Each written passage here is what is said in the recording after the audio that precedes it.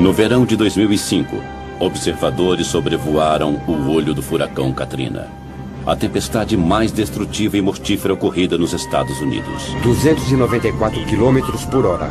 Sob uma parede de nuvens de quase 18 quilômetros de altura, ondas de tempestade, chuva e ventos dizimaram New Orleans e a costa do Golfo. O furacão Katrina foi um sinal do que está por vir?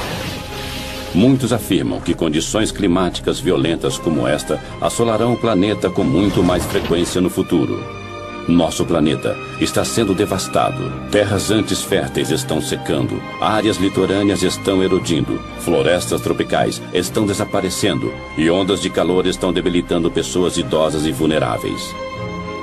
Será este o futuro do planeta Terra? E somos nós os culpados? A resposta pode estar dentro deste supercomputador, o simulador terrestre, que cria um panorama do nosso mundo e dos perigos por vir.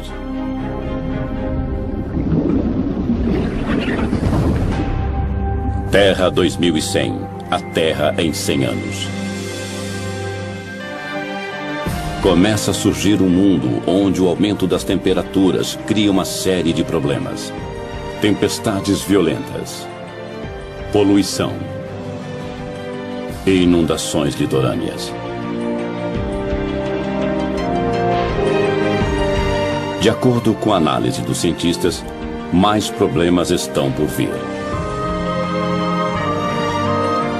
Em 2100, o planeta Terra será um lugar bem diferente, a menos que nós comecemos a proteger nosso futuro.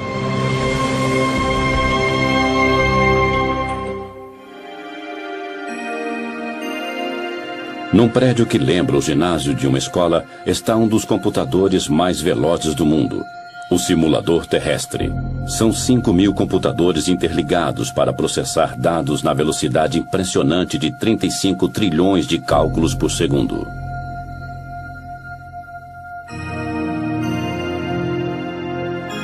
O supercomputador prevê padrões do clima e das condições climáticas. O simulador terrestre divide a atmosfera e os oceanos em milhões de setores e analisa a temperatura, o vento e as correntes oceânicas para criar um planeta virtual como a Terra. Já sabemos que a maior parte do aquecimento ocorrido nos últimos 50 anos foi causado pela atividade humana. Quer dizer, geramos e lançamos gases do efeito estufa na atmosfera da Terra. Nós pegamos essa informação e a inserimos em imensas simulações de computador. Podemos simular o que talvez acontecerá em várias partes do mundo nos próximos 100 anos.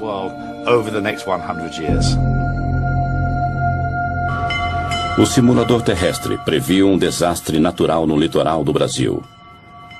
Isso demonstrou o poder do supercomputador. Em agosto de 2004, ele previu a passagem do primeiro furacão no litoral brasileiro. Quando a tempestade surgiu, os cientistas ficaram impressionados. Nunca um furacão tinha sido visto tão ao sul, 2.880 quilômetros abaixo do Equador. Fiquei surpreso, na verdade posso usar esse termo. Não temos experiência sobre isso, é um fenômeno que acontece nos trópicos, né? Então, realmente nós estranhamos muito o que estava acontecendo. No Centro de Voos Espaciais Goddard, os cientistas também rastreiam formações climáticas anormais. Nós duvidamos no começo, mas com o passar das horas ficou evidente. Aquilo era mesmo um furacão. Todas as provas que vimos de vários satélites nos 2 dias seguintes indicaram de forma cada vez mais convincente. Um furacão categoria F1 ia atingir o litoral do Brasil.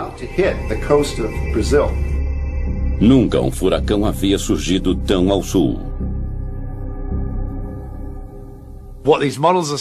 As simulações mostram que estamos criando condições que às vezes provocarão furacões em locais onde eles nunca surgiram. O furacão, também chamado de ciclone e tufão, forma-se geralmente numa área em torno do Equador e se desloca para latitudes mais altas. Não havia registro de furacões ao sul do Atlântico. Além disso, essa área de baixa pressão formou-se não nos trópicos, mas numa zona temperada. A tempestade foi batizada de Furacão Catarina. Ela matou 11 pessoas e destruiu e danificou milhares de casas. As famílias ainda relembram as vítimas do primeiro furacão do país.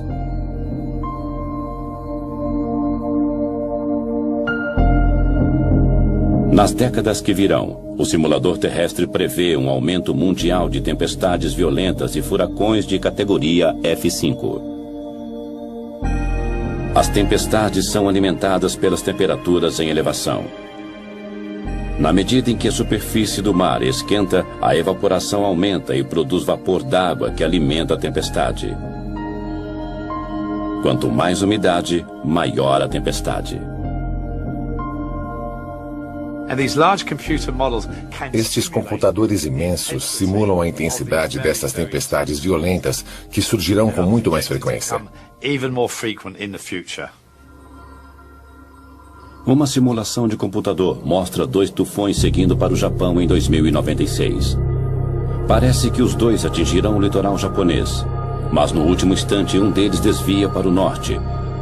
O outro se choca contra a ilha de Shikoku com o mesmo impacto do furacão Katrina. A tempestade traria quantidades imensas de chuva, 60 centímetros em 48 horas. Uma combinação de ondas de tempestade e o transbordamento de rios inundariam as ruas da cidade e áreas vizinhas. Com ventos de 288 km por hora, as lojas e casas de Shikoku seriam dizimadas.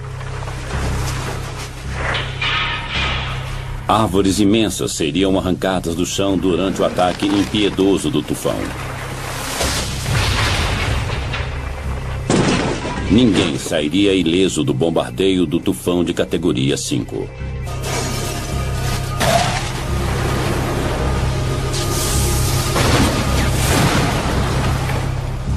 As fiações elétricas seriam derrubadas e a maior parte da cidade ficaria na escuridão, comprometendo os resgates.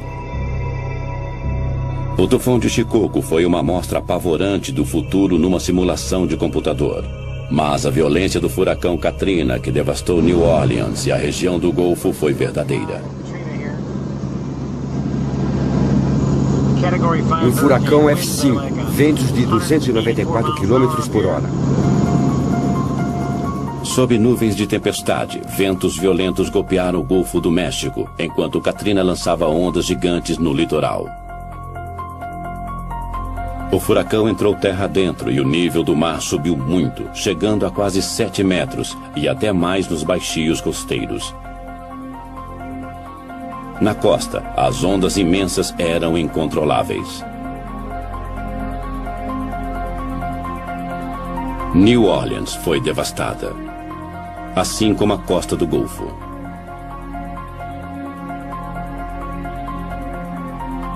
O furacão Katrina lançou uma trilha de destruição até onde os olhos podiam alcançar. Foi o pior desastre natural da história dos Estados Unidos. O Katrina deixou para trás milhares de sonhos destruídos. Foram quilômetros e quilômetros de destruição sem fim. Marie Fernandes relembra a destruição de sua casa. Foi uma onda gigante. Tudo foi destruído por aquela onda. Janelas, portas, tudo. Ela rugia como um monstro. Tinha água por toda parte e tudo começou a boiar. A tempestade e suas ondas mataram quase 2.000 pessoas. E uma área quase do tamanho do Reino Unido foi declarada zona de devastação. Para crianças e adultos, foi um teste de fé. Temos que começar de novo. É difícil, mas pelo menos acabou. A destruição foi mais grave em Biloxi, Mississippi. Os destroços retorcidos são testemunhas do poder devastador do Katrina.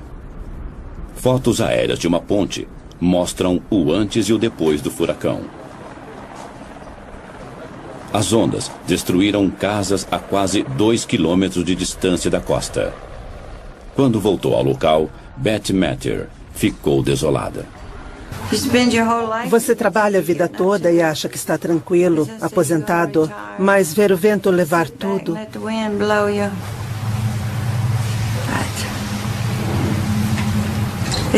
É muito difícil aceitar isso. O custo material do Katrina chegará a bilhões. As perdas humanas são incalculáveis. Mas os furacões não vão parar. Não acreditamos que a quantidade de furacões vai mudar, mas a intensidade sim.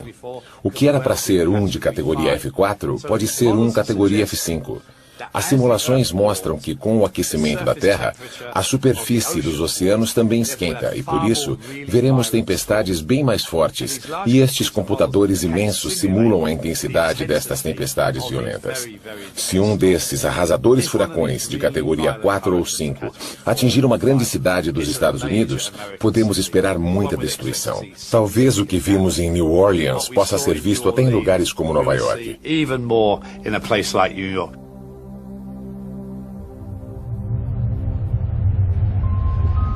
Autoridades federais e municipais analisam o poder de destruição de um furacão de categoria 5 e a tempestade que o acompanharia se chegassem a Nova York.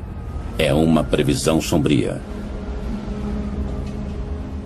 Os problemas começariam horas antes do furacão atingir a costa, como pontes derrubadas por ventos violentos, e dirigir seria extremamente perigoso.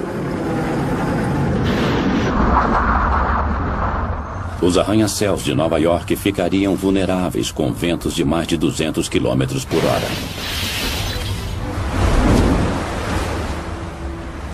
No solo não seria mais seguro, pois a inundação impediria os moradores de fugir de carro ou metrô.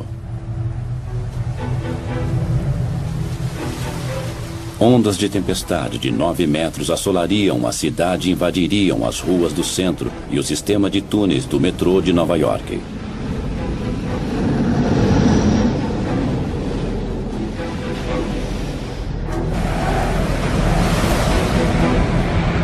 As ondas inundariam o túnel Holland, uma rota importante para sair da cidade.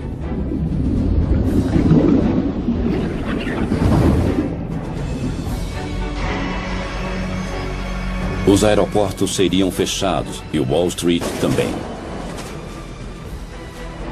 Nova York poderia ficar isolada do mundo e seus sistemas econômicos e financeiros ficariam paralisados. É o cenário de um pesadelo e os estragos seriam sentidos em todo o mundo. As autoridades governamentais esperam contar com o espírito corajoso dos nova-iorquinos. Depois de 11 de setembro, havia muita gente disposta a ajudar a cidade numa hora difícil. Talvez aconteça o mesmo com a passagem de um furacão. Faz quase 70 anos que Nova York foi atingida por um furacão. As previsões são de tempestades ainda mais violentas.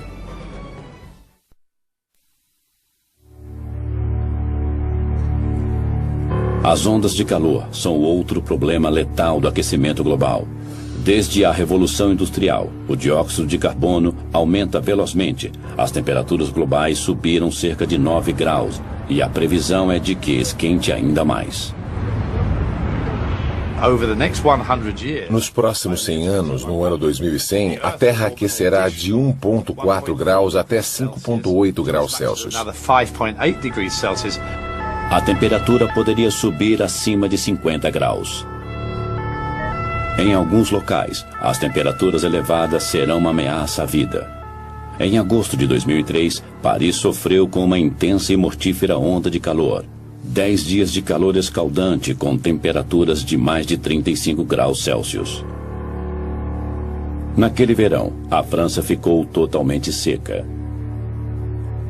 E em agosto, a zona quente de alta pressão que fica normalmente sobre o norte da África deslocou-se e assolou toda a França e grande parte da Europa. O calor permaneceu no continente por mais de 10 dias.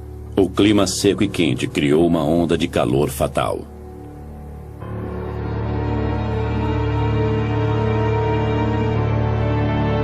Os serviços de emergência ficaram sobrecarregados e não conseguiam atender o aumento repentino de pacientes idosos e desidratados. Muitos sofreram convulsões e entraram em coma.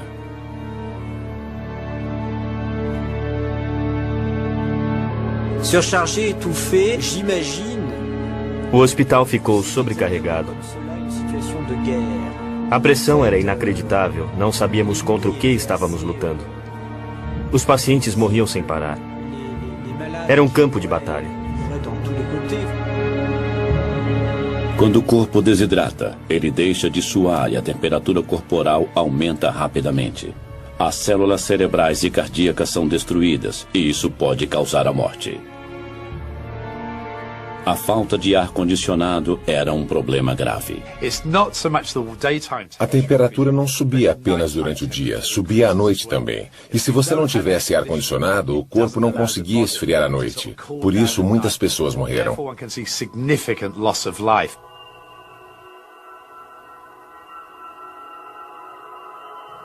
O calor matou mais de 10 mil pessoas só na França. Na Europa, as mortes foram mais de 30 mil.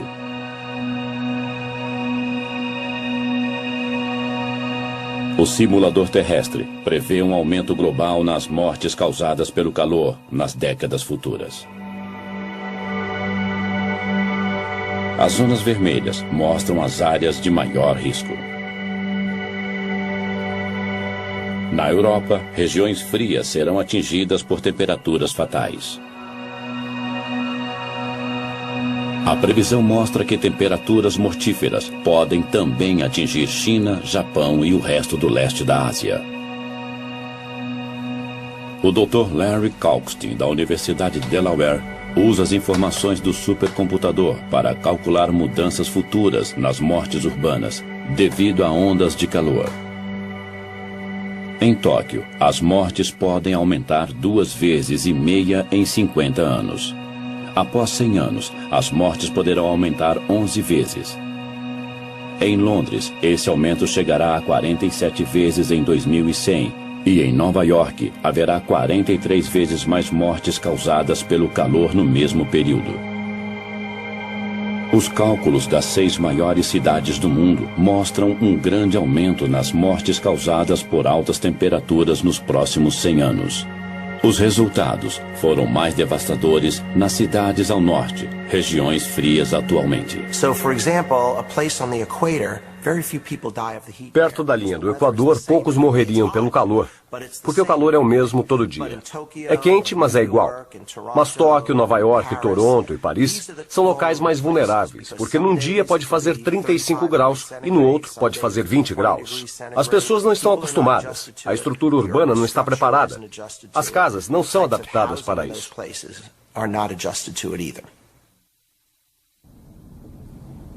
Nos Estados Unidos, as autoridades lutam para enfrentar as temperaturas mortíferas. Na costa leste, a Filadélfia foi assolada pelo calor em 2005. Com as previsões de mais de 100 mortes causadas pelo calor, a prefeitura criou medidas de emergência e alertou sobre a onda de calor.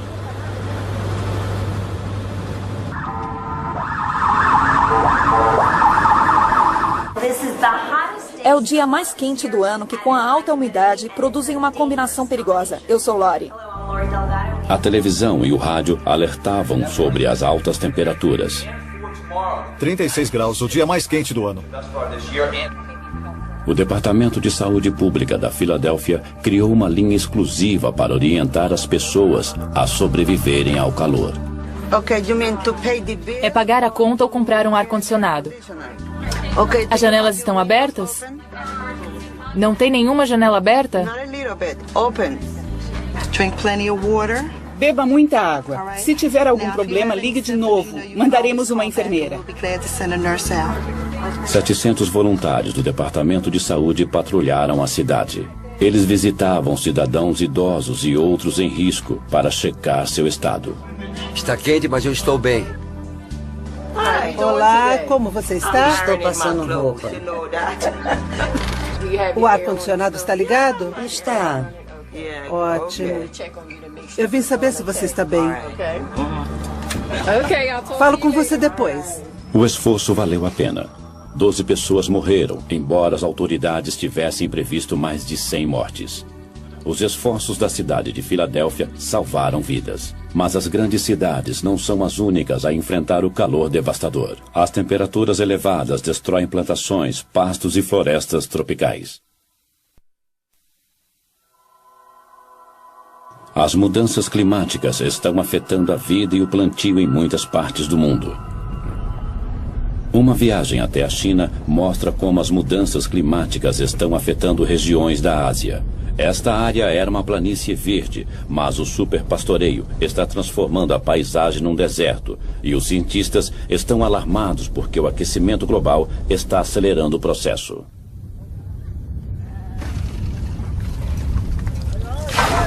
Os aldeões estão sempre criando gado com os pastos da região.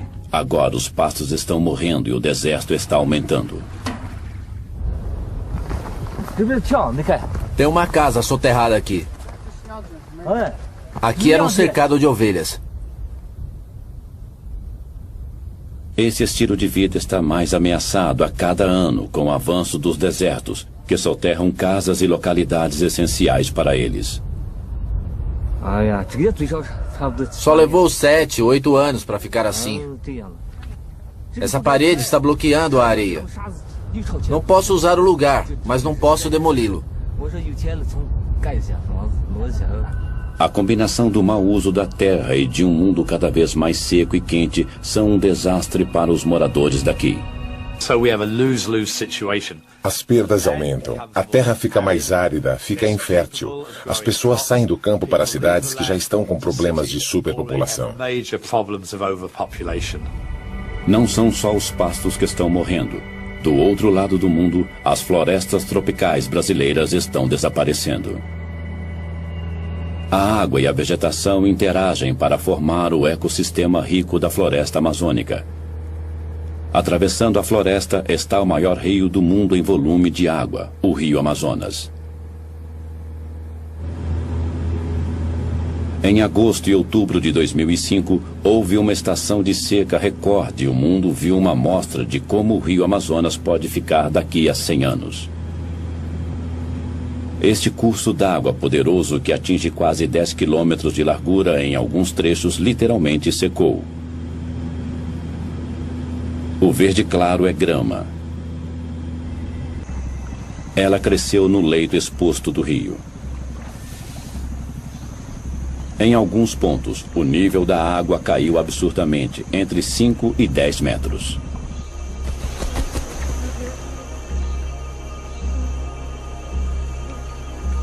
Os peixes mortos flutuavam. Quando o nível da água desceu, a água restante não continha oxigênio suficiente para manter os peixes vivos. Eles se tornaram um alimento fácil para os carniceiros. 48 anos que eu tenho aqui, nesse local, morando aqui, e nunca tinha visto uma seca dessa que nem aconteceu esse ano, né? Porque ainda está morrendo lá dentro, mas não estamos mais pegando, devido à água estar poluída já pela mortalidade que morreu, né? A seca rigorosa foi atribuída às estranhas temperaturas quentes na superfície do Oceano Atlântico. Geralmente, o ar que suga a umidade das águas do Atlântico paira sobre a bacia do Amazonas e atinge a Cordilheira dos Andes. Na medida em que o ar sobe, as nuvens se formam e despejam a umidade em forma de chuva. A chuva evapora para formar mais nuvens novamente e o ciclo continua. Mas em 2005, as altas temperaturas da superfície do oceano aqueceram o ar, criando uma corrente de ar ascendente sobre o Atlântico. A corrente de ar ascendente formou nuvens no local. Elas caíram em forma de chuva sobre o oceano. O ar seco se espalhou. O resultado: o Rio Amazonas ficou coberto por uma corrente de ar seco descendente. Isso quebrou o ciclo e impediu a queda da chuva. O simulador terrestre prevê que, com o aquecimento da Terra, as águas dos oceanos da América do Sul ficarão ainda mais quentes. A corrente de ar descendente de 2005 poderia se reproduzir sem parar, levando à aridez. A bacia do Amazonas secaria. Que efeito isso teria sobre a floresta tropical amazônica? O Dr. Peter Cox, do Conselho de Pesquisa Ambiental Natural na Grã-Bretanha, realizou uma simulação da floresta amazônica no ano de 2100.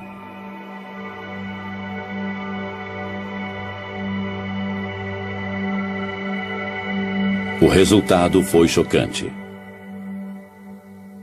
A simulação mostra as mudanças nas florestas, numa área que inclui a floresta tropical amazônica. Na segunda metade deste século, a terra secará e desertos surgirão. As florestas começarão a desaparecer a partir da foz do rio Amazonas. Em 2100, 2/3 da floresta terão sido destruídos. No lugar da floresta, haverá um deserto vasto maior que a Península Árabe. A simulação não inclui desflorestamento feito por humanos. É um desflorestamento indireto causado pelo aquecimento global e mostra que o efeito estufa é uma ameaça tão grave quanto o desflorestamento direto.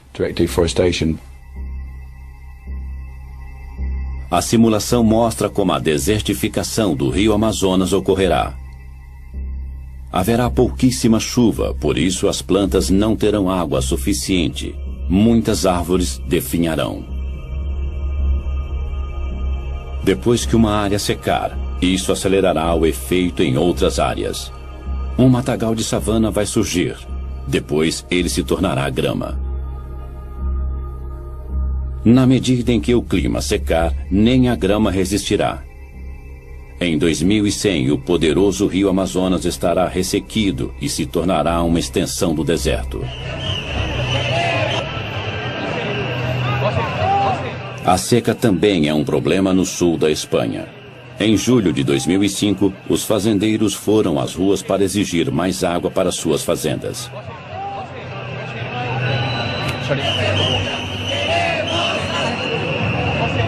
A queda de chuva em 2005 na Espanha diminuiu 50% e a capital, Madrid, teve sua menor queda de chuva em 145 anos.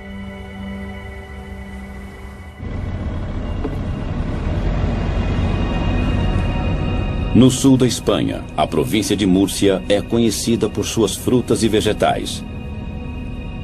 À primeira vista, este pomar de pêssegos parece verde.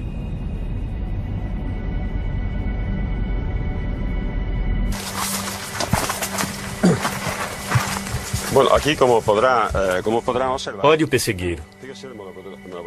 Esta é a fruta. Elas eram deste tamanho. O tamanho diminuiu.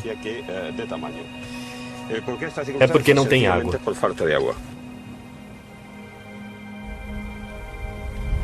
E não são só as frutas. A mesma seca histórica também foi um golpe duro para a produção de grãos.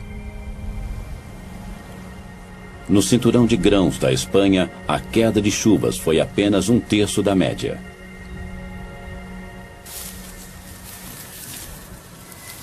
A família de Tomás Lourenço tem plantado há gerações.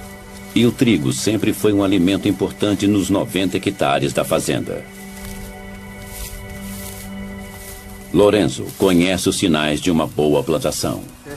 Normalmente, pode 90 centímetros, 1,20 m. Tem 1 metro. Geralmente é desta altura. Você tem que afastá-los para andar. Para poder andar. Senão, assim, isto nada. Estou ruinoso. É terrível. Isto é a espiga.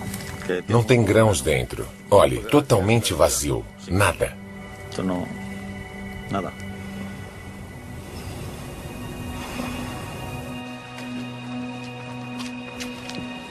Este é o celeiro de Lourenço. Antes ele ficava cheio de grãos até o teto. Este ano, a colheita foi menos de 5% do padrão normal. As perdas chegaram a $70 mil. Se a seca continuar, está acabado para os fazendeiros. Não podemos suportar isso. Não poderíamos suportá-lo.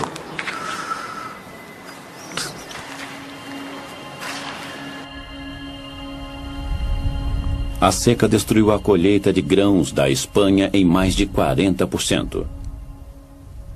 O governo teve que apelar à União Europeia para uma ajuda de 8 milhões de toneladas de grãos.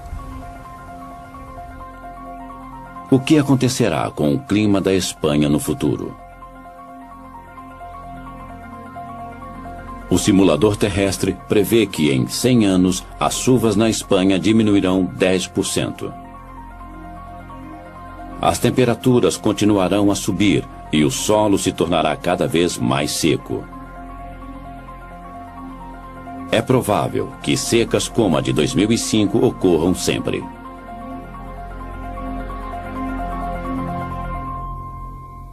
A falta de água tem sacrificado a produção agrícola em todo o mundo. Esta projeção, feita pelo simulador terrestre, mostra a produção de alimentos no futuro. As áreas verdes mostram o aumento da produção de alimentos. As vermelhas mostram a diminuição. No norte frio, um pequeno aumento de temperatura pode aumentar a produção, mas na maioria dos países tropicais e subtropicais, o clima mais quente significa menos alimento. O Mediterrâneo, a África e o sudeste da Ásia padecerão seriamente. Mas a maior perda de colheitas será nos Estados Unidos e na América Central. Em alguns locais, a produção cairá para menos da metade. No mundo, 54 milhões de pessoas entrarão para a lista de famintos.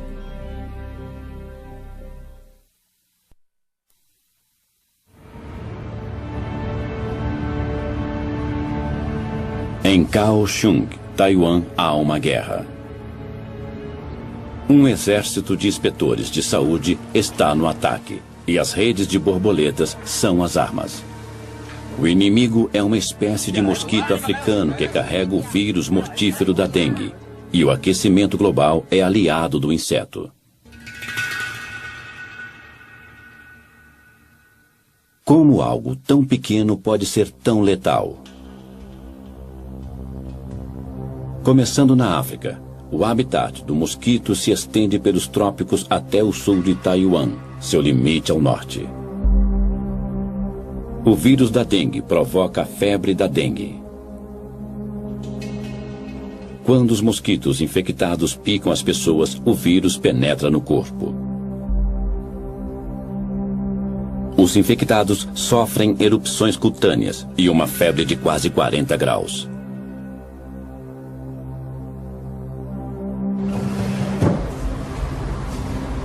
Yao Shaosheng, morador de Kaohsiung, perdeu a esposa com a febre da dengue em 2002.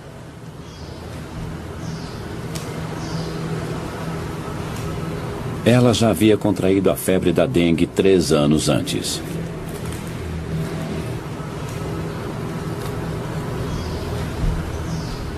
E morreu ao contrair a doença pela segunda vez.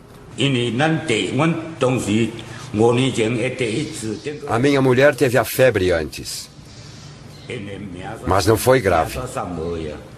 Nunca pensei que ela morreria na segunda vez. O vírus da dengue chega a Taiwan vindo dos mares todo ano. Mas quando a temperatura cai abaixo de 20 graus, o mosquito que carrega o vírus e todas suas larvas morrem. No inverno, o mosquito é exterminado. Mas agora, os hóspedes indesejáveis estão ficando por mais tempo. Historicamente, as temperaturas de inverno em Taiwan caem abaixo dos 20 graus e têm eliminado o vírus. Mas desde 1997, as temperaturas têm permanecido acima deste limite crucial. E o mosquito e o vírus letal que ele carrega sobrevivem o ano todo. As larvas do mosquito que carrega o vírus da dengue conseguiram sobreviver ao inverno de 2001 e 2002, causando uma epidemia.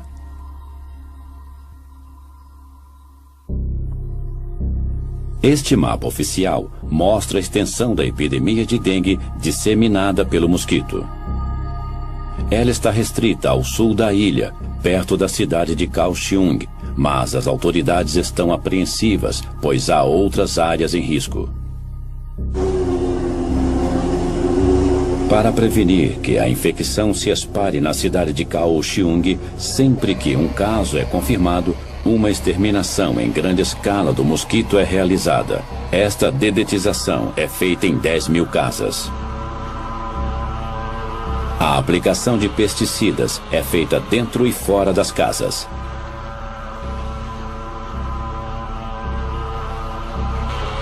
A dedetização é um trabalho difícil, mas ela tem evitado a repetição da epidemia de 2002. Mas as autoridades de Taiwan temem que a febre da dengue possa um dia se espalhar por toda a ilha de Taiwan.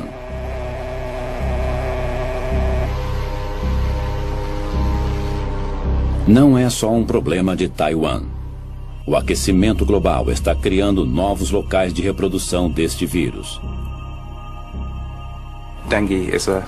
A dengue é uma doença grave. Metade da população do mundo estará em risco em 2080.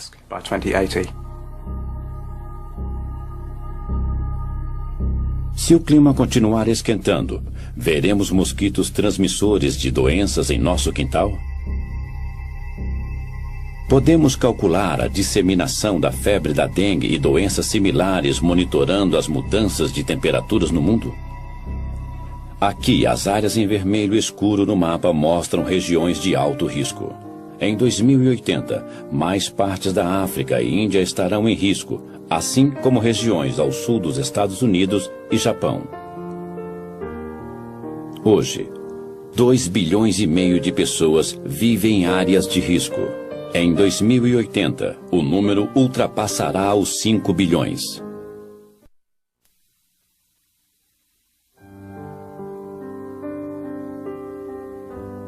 De acordo com o simulador terrestre, as temperaturas mais altas também afetarão as calotas polares. O dano é tão grave que a camada permanente de gelo desaparecerá em 2070. No final deste século, estima-se que as calotas de gelo derretidas elevarão o nível dos oceanos em mais de 90 centímetros, colocando em risco milhões de pessoas que vivem à beira-mar.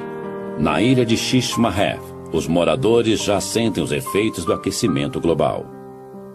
Localizada no litoral do noroeste do Alasca, esta ilha estreita tem cerca de 5 quilômetros de extensão e apenas 600 moradores.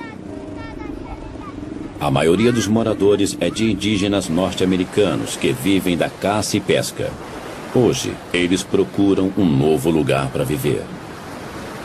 Nos últimos anos, o litoral diminuiu drasticamente devido à erosão e muitos moradores perderam suas casas.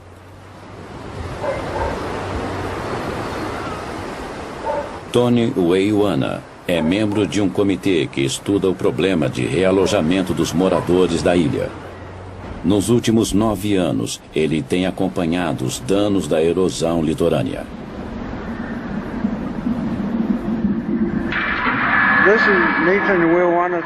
Esta é a casa do Nathan Weiwana, que caiu no mar numa tempestade uns dias atrás. O solo sob a casa foi devastado pelo mar. Depois que o solo congelado é exposto às ondas, a água o vai destruindo, e alguns dias depois, o solo derrete e a casa desaba. Uma fotografia aérea de 1995 mostra a localização da casa em vermelho antes de ser destruída. A ilha continua encolhendo, enquanto as terras são engolidas cada vez mais pelo oceano.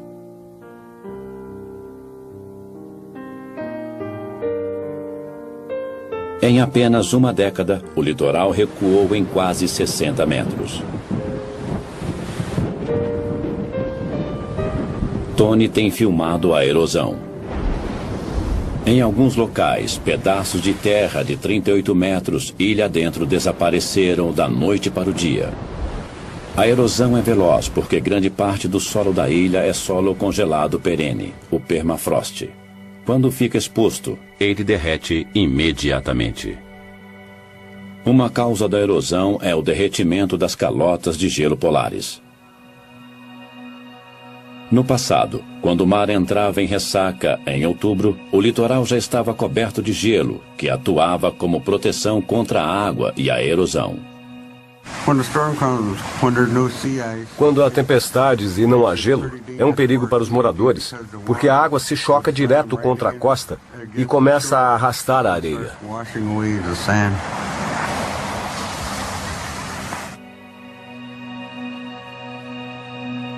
Os satélites e outros tipos de dados mostram que a camada de gelo de outubro diminuiu mais de 480 quilômetros ao norte nos últimos 30 anos.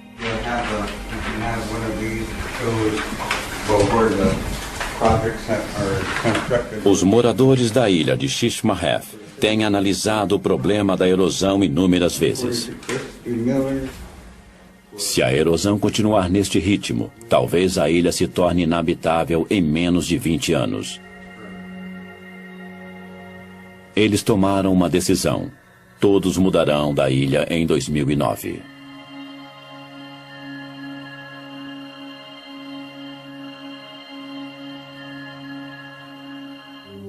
Eles não querem conflito com outras comunidades. Querem evitar isso a todo custo, mudando para outra cidade. Nunca os moradores tiveram que enfrentar uma provação dessas.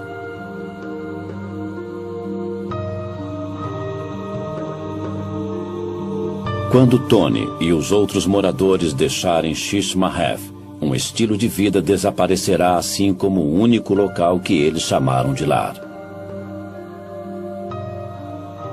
No Alasca, quase 184 aldeias já perderam praias e permafrost, devido às altas temperaturas. Mas isso é só o começo. Há muitas ilhas e litorais que serão engolidos pelo mar. Quase 2.600.000 quilômetros quadrados de terra sumirão com o aumento do nível do mar. Muitos países de regiões baixas como Kiribati, Tuvalu e as Maldivas ficarão praticamente submersos. Alguns podem até desaparecer. Milhões que moram no litoral perderão seus lares.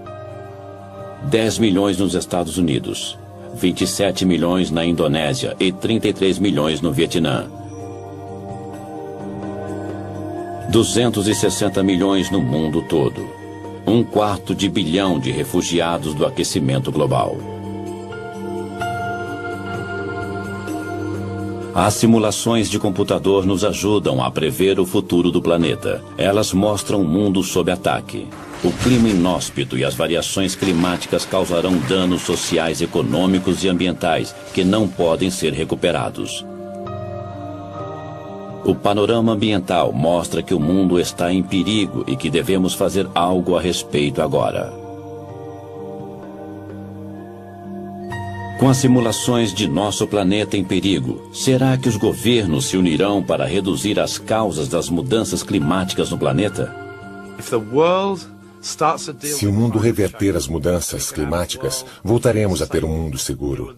Os governos devem se unir às indústrias e trabalharem juntos com a sociedade para evitar as mudanças climáticas previstas. Que mundo queremos para os nossos filhos e netos? Se quisermos deixar um mundo vibrante e abundante, com corais, florestas, temos que impedir as mudanças climáticas.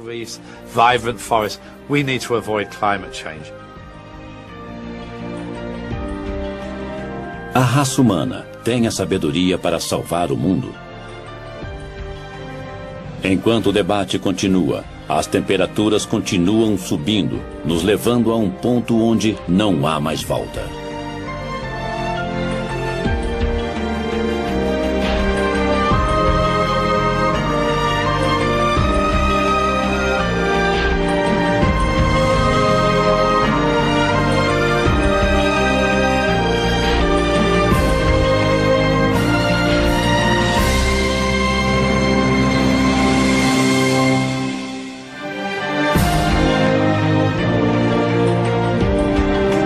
Versão brasileira, Tempo Filmes, São Paulo.